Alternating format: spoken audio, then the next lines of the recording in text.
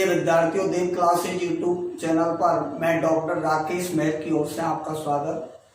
आज मैं मूल अधिकार या मौलिक अधिकारों के संदर्भ में कुछ महत्वपूर्ण तथ्यों की बात करूंगा। आज ये अंतिम वीडियो है, मूल अधिकारों का अंतिम चैप्टर है।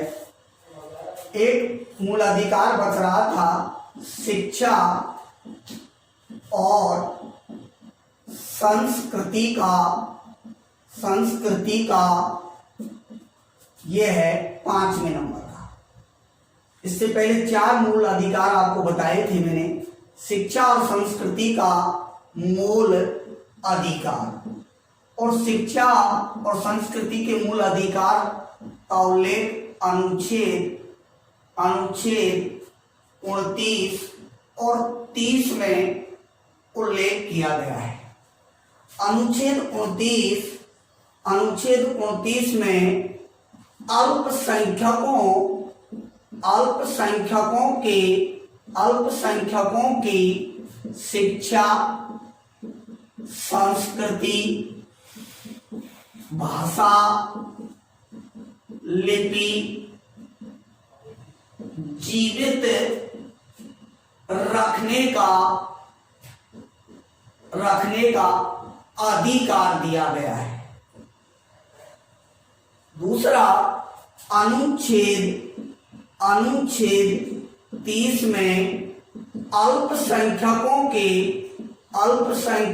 की शिक्षण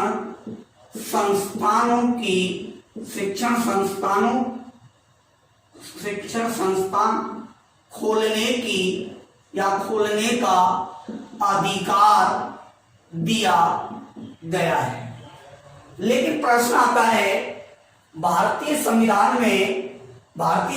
के अनुसार अल्पसंख्यक वर्ग में किन किन जातियों को, अल्पसंख्यक में किन किन वर्गों को रखा गया है? अल्पसंख्यक वर्ग में या अल्पसंख्यक में कितने वर्गों को रखा गया है? कौन बताएगा?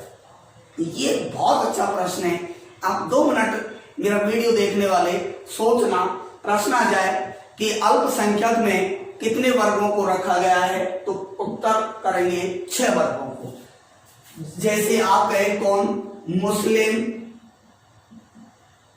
मुस्लिम, जैन, ईसाई,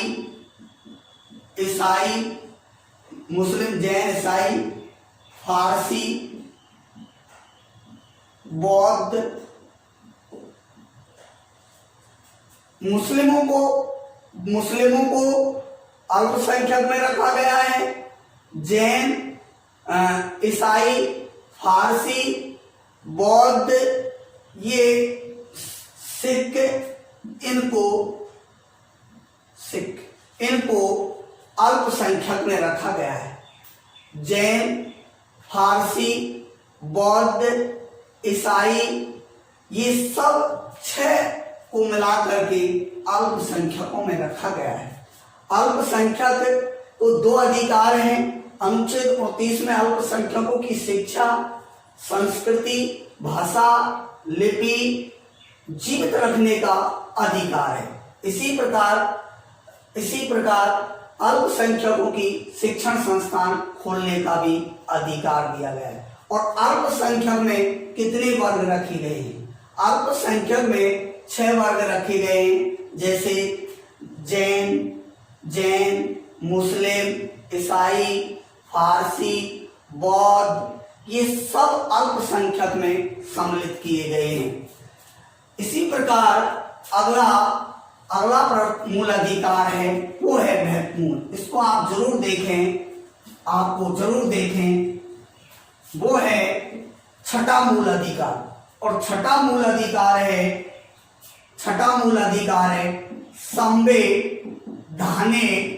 संवैधानिक उपचारों का मूल अधिकार। वो है अनुच्छेद 31 हटी गया। संवैधानिक उपचारों का मूल अधिकार बहुत महत्वपूर्ण प्रश्न है। संवैधानिक उपचारों के मूल अधिकार को डॉक्टर भीमराव अंबेडकर ने डॉक्टर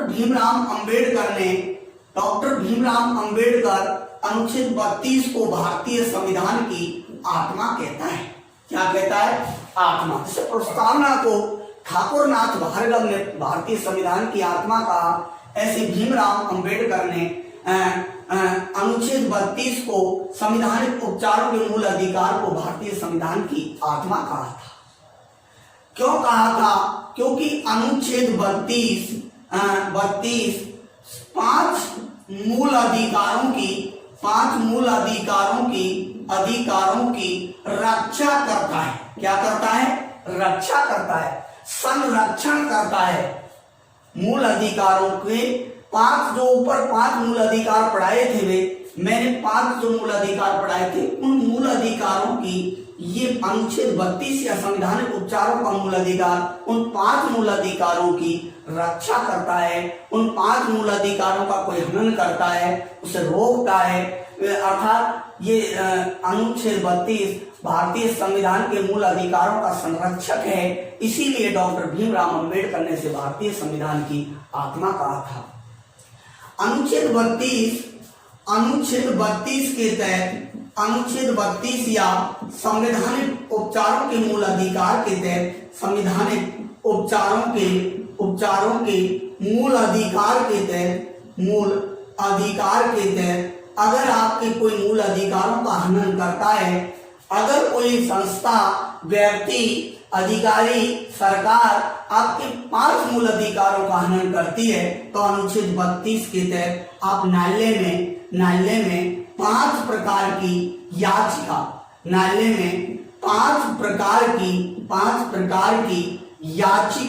या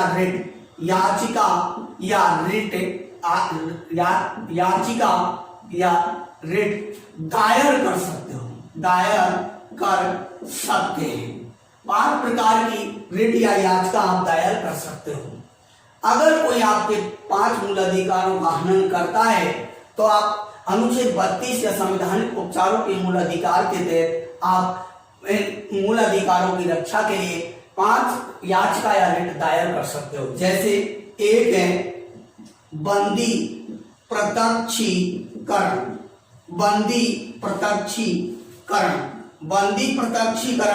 जिसे कहते हैं हेबियस कार्पस।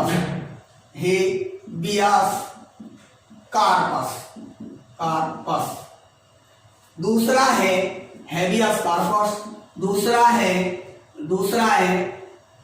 प्रतिषेध। तीसरा है उत्प्रेषण और चौथा है बंदी प्रत्यक्षीकरण। परमादेश, क्रम से ले लेते हैं। परमादेश,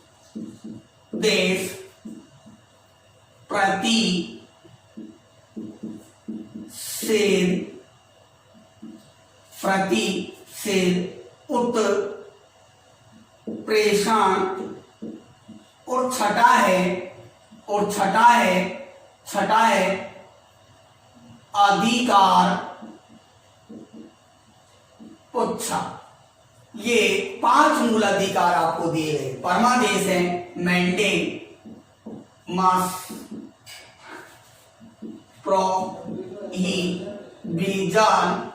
प्रोहिबिजन यानी प्रतिषेध, और ये है सॉस योरी, और ये है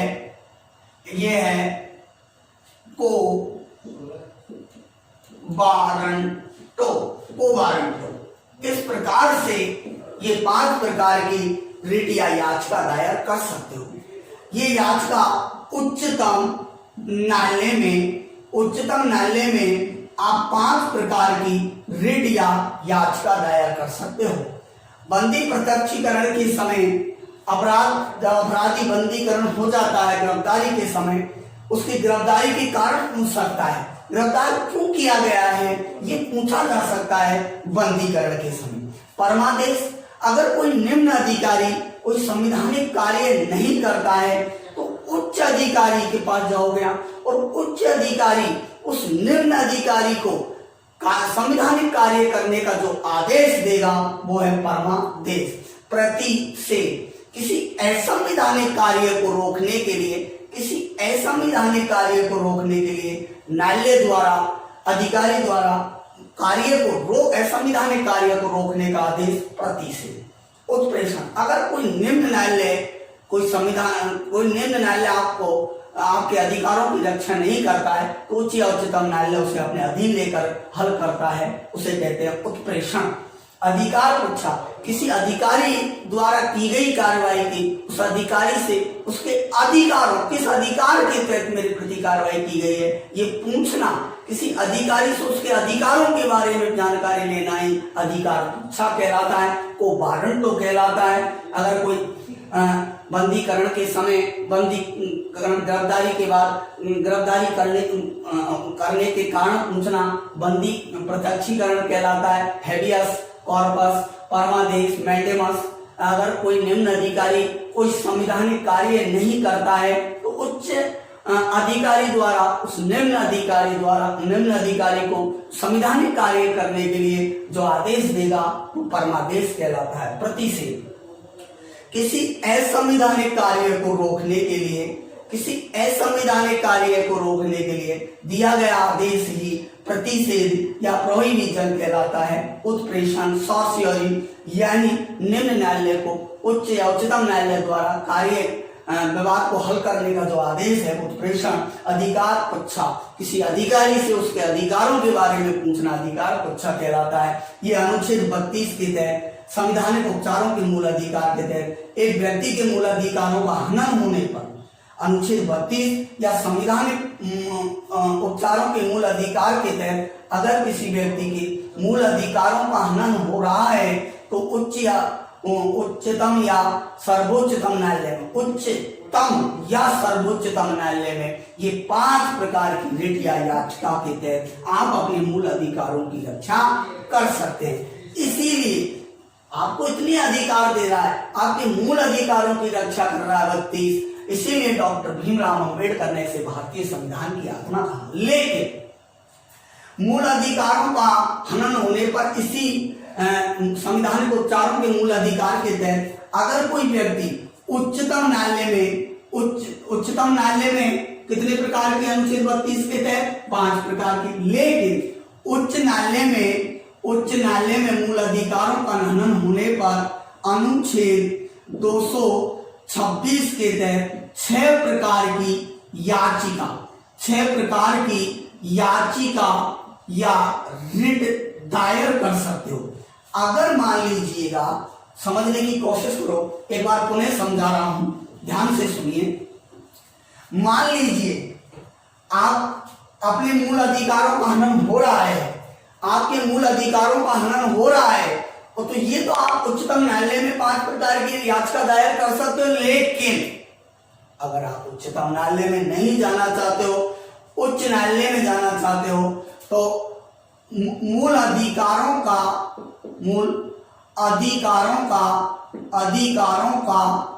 हनन होने पर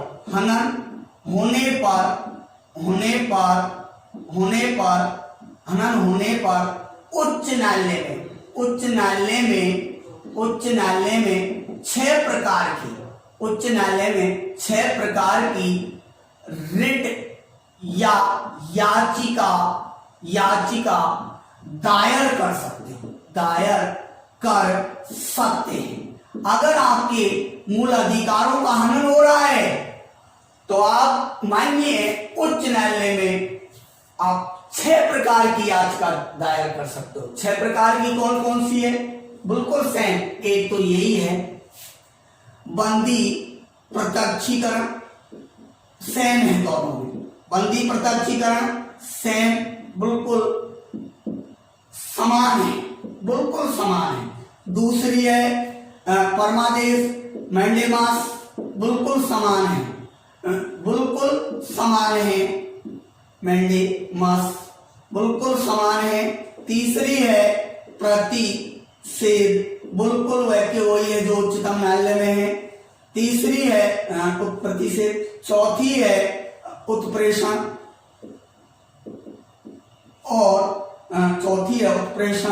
और पांचवी है वो है अधिकार उच्छा।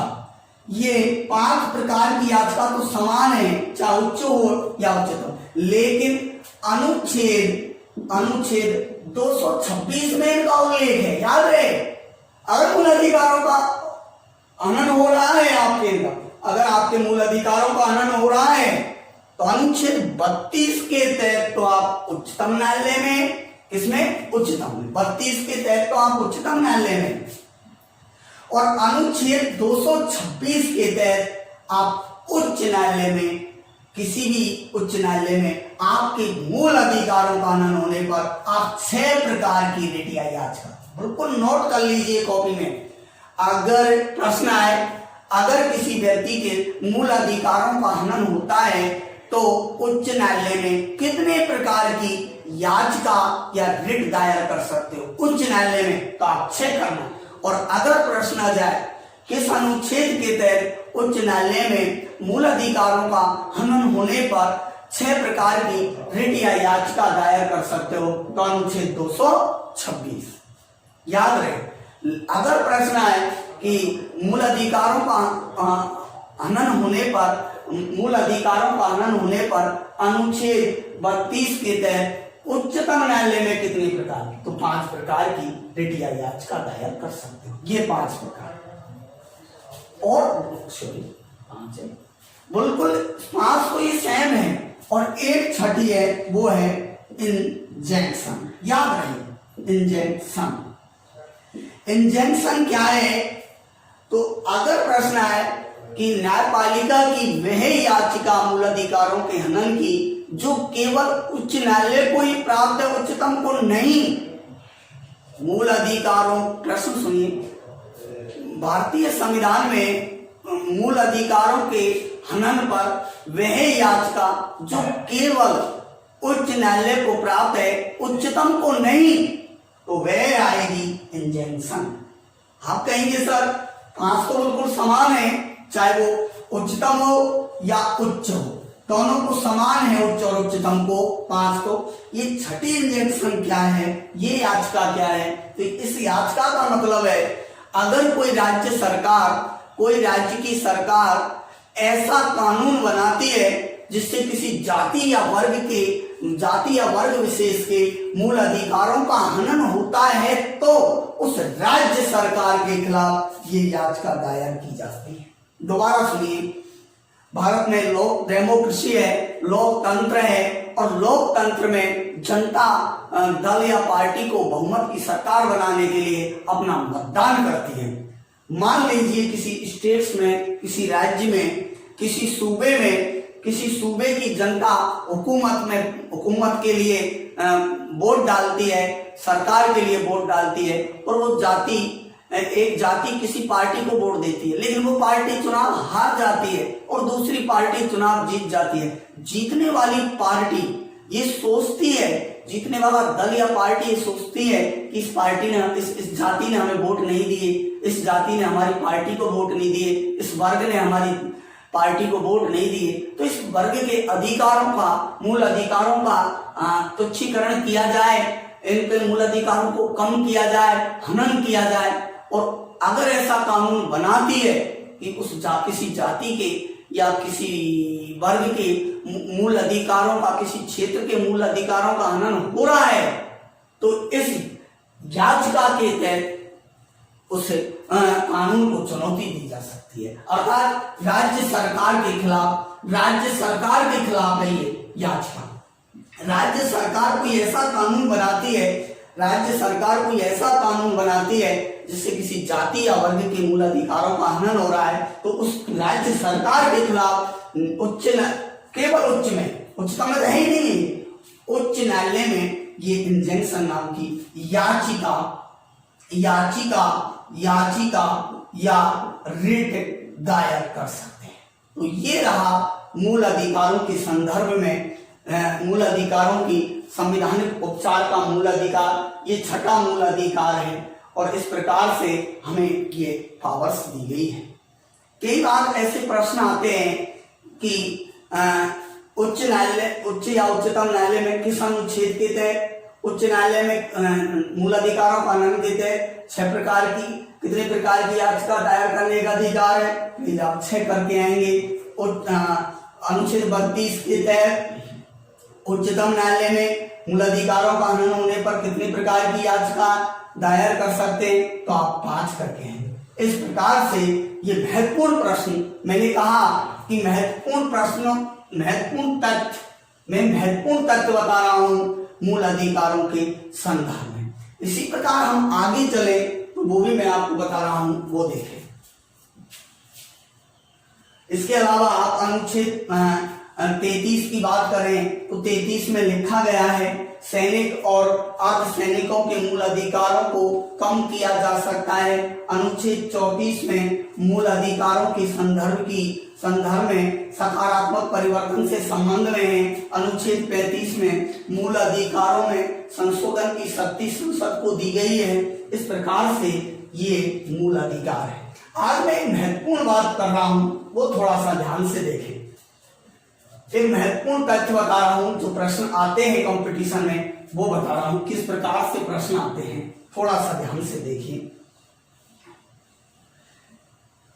अगले एक महत्वपूर्ण है, एक है मूल अधिकार और एक है नीति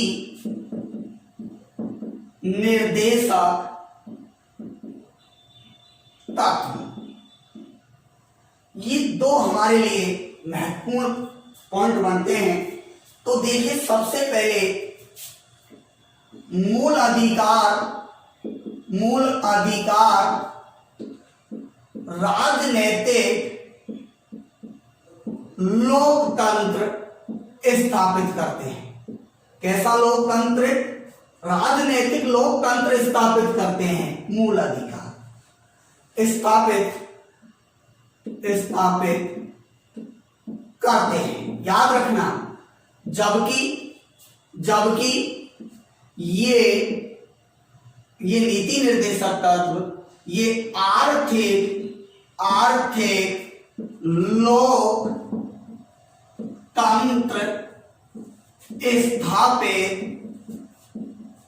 करते हैं।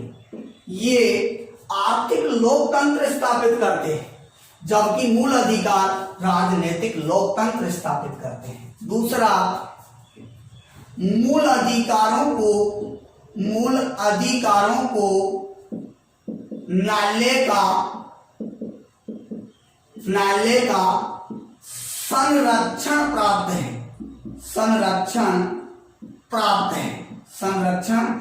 है, जबकि इनको राज्य की इच्छा पर छोड़ा गया है।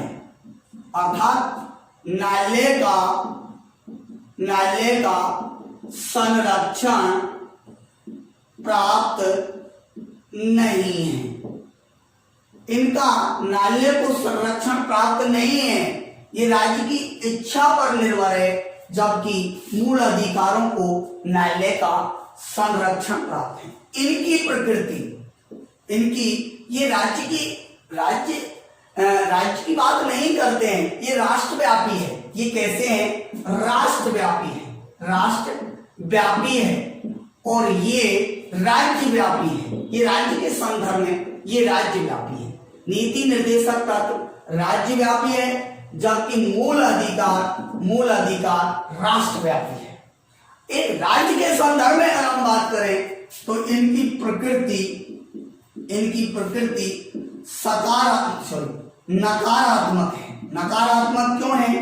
क्योंकि ये कहते हैं भेदभाव मत करो, जबकि नीति निर्देशक तत्वों में लिखा है कि आर्थिक रूप से, सामाजिक दृष्टि से पिछड़े लोगों को सहायता की जाए, उनको समाज की मुख्य विकास धारा तक लाया जाए। अर्थात कोई गरीब राज्य, उसे गरीब विशेष राज्य का दर्जा दिया जाए, उसे आर्थिक सहयोग किया जाए। अर्थात इनकी प्रकृति राज्य के संदर्भ में, इनकी प्रकृति इनकी प्रकृति राज्य के संदर्भ में सकारात्मक है, सकारात्मक है। इनकी प्रकृति सकारात्मक है। ये महिलाओं के बारे में भी सोचते हैं, ये राज्य के वर्ग, गरीब वर्ग, पिछड़े लोगों के लिए भी सोचते हैं, अर्थात इनकी सकारात्मक प्रकृति है, जबकि इनके मूल अधिकारों की प्रकृति नकारात्मक है। चौथा जो है वो महत्वपूर्ण ये है कि ये यथार्थ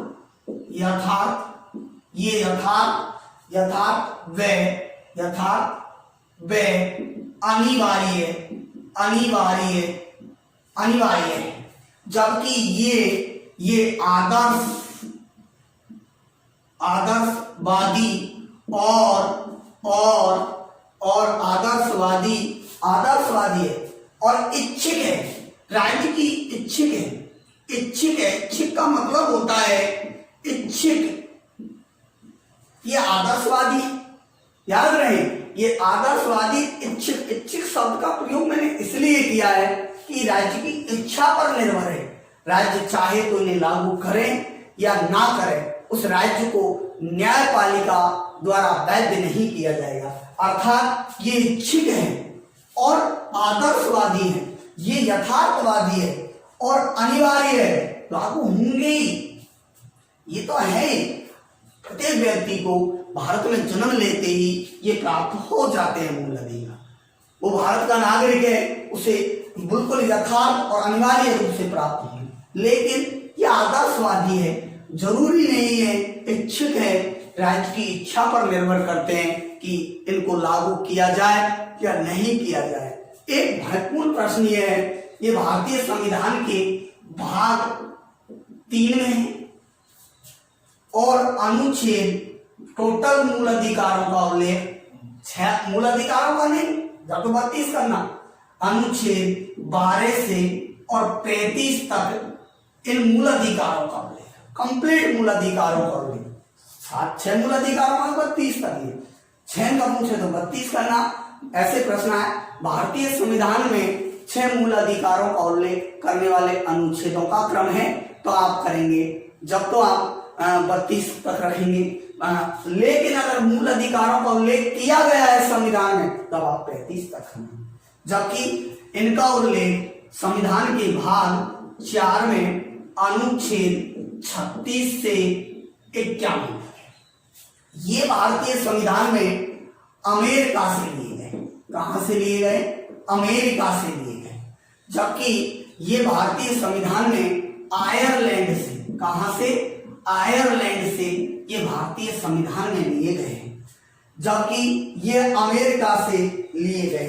इनके पीछे कानूनी, एक ये कानूनी शक्ति प्राप्त है, कानूनी शक्ति प्राप्त है, मूल अधिकारों के पीछे कानूनी शक्ति प्राप्त है इनको। जबकि इनको मतदाता और नैतिक शक्ति प्राप्त है, नैतिक शक्ति प्राप्त है। ध्यान से सुनिएगा, बहुत अच्छा प्रश्न है। मूल अधिकारों को कानूनी शक्ति प्राप्त है। मैंने अभी बताया कि न्यायालय में आप 5 प्रकार की याचिका कर सकते हो।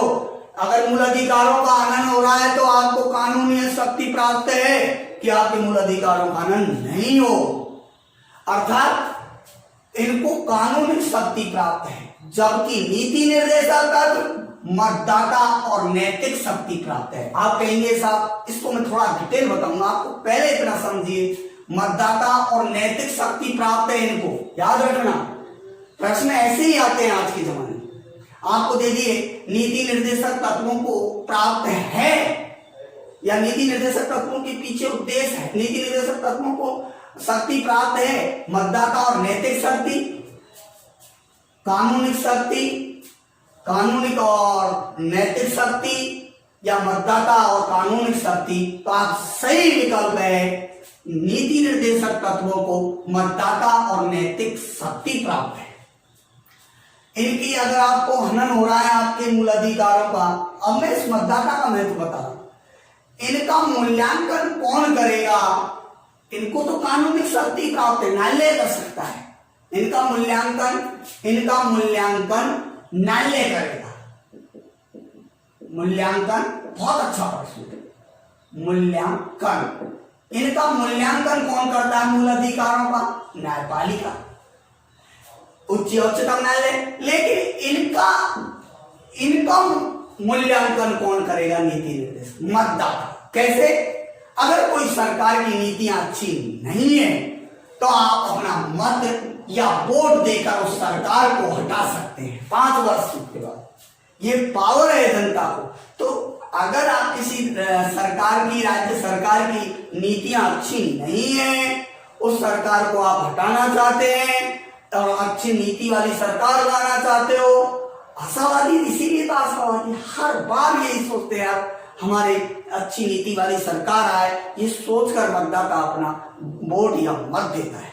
प्लीज प्रश्न ध्यान से सुनिए, क्या करना है आपको। पहली बात, मूल अधिकारों को कानूनिक शक्ति प्राप्त है। एक बात, नीति निर्देशक तत्वों को मतदाता और नैतिक शक्ति प्राप्त है। नैतिक और मतदाता की शक्ति प्राप्त है। दूसरा, मूल अधिकारों का मूल्यांकन न्यायालय करना है। न्यायालय को पता लगता है कि कहीं कोई सरकार, कोई व्यक्ति, कोई अधिकारी, कोई संस्था किसी व्यक्ति के मूल अधिकारों का हनन तो नहीं कर रही है।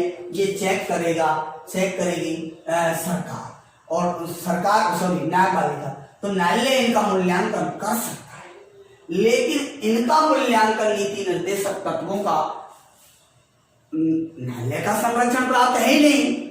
तो इसीलिए इनका जो मूल्यांकन है, बहुत अच्छा प्रश्न है, इनके मूल्यांकन का अधिकार मतदाता को दिया गया है। मतदाता अपने वोट से उस सरकार को हटा देगा जिसकी नीति अच्छी नहीं है।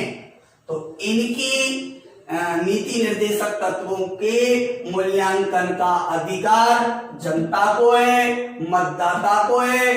मतदाता अपने वोट या मत से उस सरकार को हटा करके अच्छी नीति वाली सरकार पसंद करता है। इस प्रकार से इनके मूल्यांकन का अधिकार मतदाता को, जबकि मैंने कहा है इनके मूल्यांकन का अधिकार न्यायालय को दिया गया है। न्यायालय इनका मूल्यांकन कर सकता है। एक बात, एक महत्वपूर्ण प्रश्न आपके लिए मैं बता रहा हूं, वो ये है,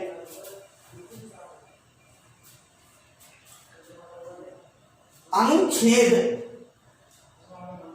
352 यानी राष्ट्रीय आपात। जब अनुच्छेद 352 यानी राष्ट्रीय आपात लगता है, दोबारा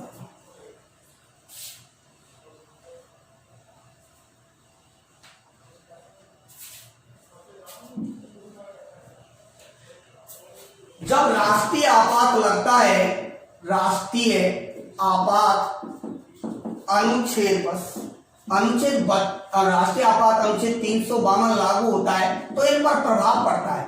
केवल अनुच्छेद 20 व 21 को छोड़कर सभी मूल अधिकार निलंबित हो जाते हैं राष्ट्रीय आपात के समय, लेकिन राष्ट्रीय आपातों का इन पर कोई प्रभाव नहीं पड़ता है। ये भी ध्यान रखें। तो ये रहे आपके मूल अधिकारों का अंतिम पॉइंट और अंतिम टॉपिक। इसके बाद मैं अगले वीडियो में आपको राजस्थान के संदर्भ में बात करूंगा। एक राजस्थान का महत्वपूर्ण पॉइंट लेकर आऊंगा। प्रिय विद्यार्थियों से अनुरोध है अपने साथियों को बताना, मैं अगला राजस्थान पुलिस के लिए और पटवार के लिए एक महत्वपूर्ण टॉपिक लेकर आ रहा हूं राजस्थान का। धन्यवाद। बस आपका आशीर्वाद बना रहे। आप सब्सक्राइब करें चैनल को, बहुत अपने दोस्तों को बताएं। धन्यवाद।